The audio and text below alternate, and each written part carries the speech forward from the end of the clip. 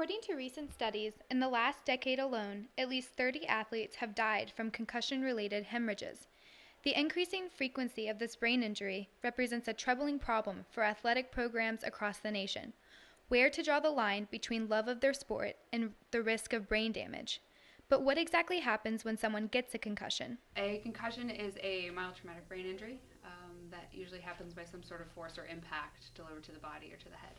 A concussion results when neurons cease to function. When an athlete suffers a blow to the head, the brain gets stretched and twisted, an effect called torsional strain. This blow is caused by two types of motion, rotational and linear. But there's some suggestion that there's buildup of tau protein and that just recurrent brain injuries the brain can't bounce back from.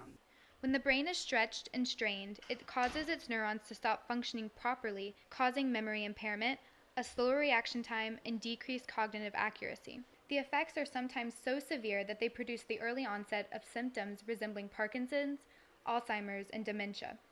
The severity of these long-term effects rests on how concussions remain grossly underdiagnosed. This is largely because the people who are in the best position to understand their condition, the patients themselves, often do not know what is happening.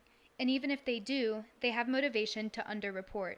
I guess a player can lie about the symptoms, because he wants to keep playing, which makes it harder for training staff and for the medical team to determine if they have one. Treatment for concussions mainly consists of cognitive and physical rest, which often entails athletes limiting or stopping academic work and being pulled out of their sports. Currently, there is no concrete diagnosis, so physicians have to rely on reported symptoms.